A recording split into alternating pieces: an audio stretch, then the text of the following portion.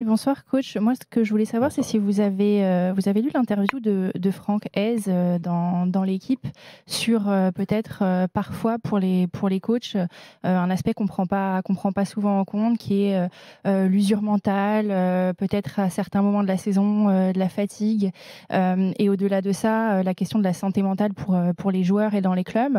Est-ce que c'est un aspect sur lequel, vous travaillez au Stade de Reims? Est-ce qu'il y a un accompagnement qui est mis en place pour les joueurs, et comment vous voyez les choses? Alors effectivement, j'ai lu l'interview avec beaucoup d'intérêt. Pour répondre concrètement, au Stade de Reims depuis l'entame de la saison, nous avons engagé une psychologue du sport de l'âge qui nous accompagne depuis le mois de septembre, D'accord. qui nous apporte un soutien permanent, et qui est une vraie ressource pour gérer ces côtés émotionnels, parfois purement dans le domaine de la performance, parce que ça peut fortement aider dans la concentration, dans la capacité de se fixer des objectifs, mais aussi peut-être être simplement un interlocuteur pour discuter de choses un petit peu plus vagues, d'état d'esprit, d'état émotionnel qui sont fortement perturbés par les performances, ou en tout cas plus par les résultats que par les performances. Mmh. Et c'est vrai que Mmh. dans ce côté-là, l'entraîneur peut être un peu isolé, parce qu'il, malgré tout, qu'on le veuille ou non, et ça fait partie du métier, on porte l'entière responsabilité finalement du résultat. Et Vous avez déjà que, vécu, et, Lucas, des moments de surmenage comme ça, ou comme le décrit Franck Hez dans l'interview, parfois le matin, c'est dur de trouver de l'énergie pour se lever, pour travailler. ah oui, Euh, absolument. Oui, oui, ça arrive même souvent. Simplement, c'est se dire que c'est passager, et à réussir à retrouver de l'enthousiasme dans les 48 heures. Je pense que c'est essentiel. Se donner aussi des plages d'équilibre dans sa vie privée. Et je pense que moi, le côté familial m'aide beaucoup de pouvoir avoir un équilibre entre la vie professionnelle et la vie familiale. Et puis simplement, aussi, parfois, juste se poser la question de se dire, mais voilà, si tu ne faisais pas ça, est-ce qu'il y a d'autres choses qui pourraient te motiver? Qu'est-ce qui pourrait te rendre heureux? Et puis souvent, t'arrives à la conclusion que non, que le foot, enfin sans le foot, finalement, la vie est un peu terne. Donc voilà, hmm. pour l'instant encore, j'arrive à me remotiver très rapidement. Et je pense que, voilà, comme dans beaucoup de métiers, il faut parfois faire avec la démotivation et être productif quand même, parce que ça Hmm. arrive à tout le monde, à tous les joueurs, à tous les membres de staff, de parfois être un peu démotivé. Mais parfois, faut réussir à rendre une copie correcte quand même. Il y a beaucoup sur le chat de la chaîne YouTube de l'After, de supporters ou de suiveurs de Reims qui nous parlent de deux joueurs en particulier. C'est votre duo d'internationaux japonais, Nakamura et Ito, Keito Nakamura, Junya Ito. Nakamura, c'est 6 buts, une passe cette saison. Ito, c'est 3 buts, 4 passes. Beaucoup se demandent, mais combien de temps Reims va réussir à les garder? Et vous, votre plaisir de travailler avec eux, vous les avez découverts cette saison avec Reims. Qu'est-ce que vous pouvez nous dire sur eux? Bah, d'abord, on les met dans la même case parce Japonais. qu'ils sont japonais tous les deux, mais c'est Oui, c'est vraiment un peu deux facile. personnalités relativement différentes. C'est des joueurs qui sont offensivement relativement accomplis, qui sont capables de déclencher par un geste ou par une accélération, d'arriver à faire conclure une action. Ils sont relativement à l'aise techniquement tous les deux. C'est des joueurs qui ont des personnalités différentes un petit peu vis-à-vis du travail. C'est aussi deux joueurs qui ne sont pas dans la même catégorie d'âge, pas la même génération. Ouais. Par contre, oui, c'est des joueurs qui sont relativement altruistes, qui cherchent à combiner, à jouer ensemble. Et je trouve que la combinaison avec Oumar Diakité qui est avec eux, Eh oui. malgré, on va dire, les différences culturelles, sonne juste. Et je la trouve vraiment intéressante. Et chaque fois, on essaye un petit peu d'isoler ce pack de Japonais. Moi, j'ai toujours envie de les replacer dans le contexte collectif de ce qui se passe autour d'eux, et de qui alimente ces circuits pour qu'eux puissent être à la finition. Parce que c'est vrai que Keito Nakamura est un joueur qui frappe beaucoup au but. Il a beaucoup, beaucoup de tirs par match. Mais il faut bien que ça vienne de quelque part. Hmm. Et donc, j'essaie de mettre en avant tout le temps ces schémas qui permettent d'arriver à ces conclusions. Mais voilà, on profite d'eux aujourd'hui, ils sont performants, que ça tienne. Walid.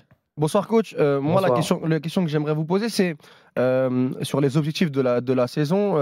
Vous êtes quand même à 3 points de la Ligue des Champions de Marseille, même 2 points du barrage de Ligue des Champions avec Lille. Vous réalisez un vrai bon début de saison. L'année dernière, on se disait déjà avec Reims, avec Will Steele, qui avait la possibilité d'être européen. Est-ce que cette année, c'est l'objectif? Vous avez un calendrier qui va être intéressant là sur les prochains matchs avec des vraies belles oppositions. Voilà. Est-ce que vous pouvez nous donner un peu votre objectif à vous? Et si l'objectif c'est l'Europe, qu'est-ce qui vous manque pour devenir une équipe qui va chercher ces places-là? La marge de progression par rapport au début de saison. D'abord, il y a un objectif club qui a été énoncé, qui est celui de rentrer dans le top 9 si c'est possible. Et une fois que nous y sommes, voir s'il y a des possibilités de faire plus. Sincèrement, c'est vrai que la situation financière globale a créé beaucoup de difficultés. On a un effectif qui est relativement réduit, notamment sur certains postes. On a subi 2 grosses blessures avec Reda Kadra et Mo Darami, qui étaient des joueurs quand même importants dans nos capacités offensives. On a un groupe, comme vous l'avez dit, très jeune, où certes il y a quelques joueurs d'expérience, mais de manière globale, on n'est pas beaucoup et on essaie de tirer le maximum. Maintenant, se poser des objectifs aussi hauts et les verbaliser, je pense que c'est dangereux. On l'a vu, on sortait de 3 matchs, enfin de 3 défaites d'affilée. On sait que nous avons des marges relativement réduites et que nous ne pouvons espérer gagner que quand nous sommes tous à 100%.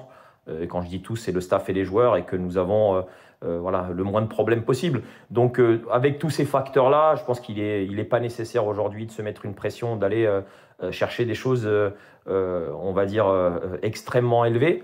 On verra ce que ça donne. On travaille semaine par semaine, on essaie de faire progresser les joueurs. On sait qu'on a des capacités de répondre à chaque challenge, à chaque confrontation. On a un gros calendrier devant nous jusqu'à la fin du mois de décembre. Essayons de tirer le maximum de ça. Mais voilà, pas à pas, je pense que c'est le plus intelligent pour nous parce que, comme je l'ai dit, les écarts sont infimes.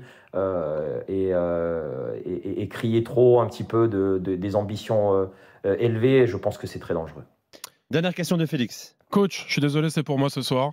Que se passe-t-il avec Gabriel Moscardo? Tous vos supporters veulent prêté par le PSG. Prêté par Paris. Pas de 0 minutes avec vous en Ligue 1. Tous les supporters veulent le voir. Vous avez parlé de son adaptation à la France. Si je traduis, c'est quoi? C'est dans les contacts physiques, dans l'impact? Il est trop frêle à l'entraînement pour l'instant pour vous convaincre? Non, c'est pas qu'il est trop frêle. Je pense que sincèrement, c'est vrai que quand on vient avec une étiquette assez forte comme l'est la sienne, les attentes sont extrêmement élevées. Il est arrivé, il s'est blessé immédiatement, quelques semaines, et ça a vraiment freiné son développement parce qu'il est arrivé aussi avec une très petite préparation, voire pas du tout. Il sortait aussi d'une opération il y a quelques mois. Donc tout ça a fait que ça a pris du temps à se mettre en place.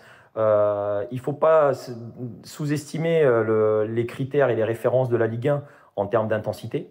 C'est un football qui va très vite, c'est un football qui nécessite des enchaînements très rapides et comme pour tous les joueurs, notamment les jeunes joueurs qui arrivent de l'étranger, il y a un temps d'adaptation et il est dans cette phase-là. C'est moi et le staff, c'est à nous de déterminer à quel moment ça sera le plus pertinent et le plus intelligent pour le lancer et le mettre, on va dire, dans la performance, mais aussi dans un contexte où il pourra s'exprimer, où il pourra s'épanouir. Voilà, je sais qu'il y a une grosse impatience.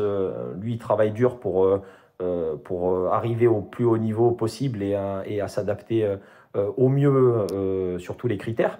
Mais ça viendra, j'ai aucun doute sur ce fait-là. Maintenant, oui, le temps est pressé, j'imagine, pour tout le monde. Maintenant, nous, il faut qu'on soit intelligent, calme, et les choses vont se passer dans l'ordre qu'il faut. Mais comme je l'ai dit tout à l'heure, on a un effectif trop réduit en nombre. D'ailleurs, est-ce que vous avez recruté un attaquant? C'est une question de Julien là, qui nous a appelé, Lucas Elsner. Je pense que dans la réflexion que l'on va mener et que l'on mène, il y aura l'éventualité d'un joueur offensif. J'ai évoqué les 2 grosses blessures que nous avons eues. La question se pose évidemment et on va en discuter. Encore une fois, ça sera selon les opportunités et les options qui seront disponibles en janvier parce qu'elles ne sont pas forcément évidentes tout le temps. Merci Lucas Elsner d'être venu dans Génération After. C'est un plaisir de vous accueillir comme à chaque fois.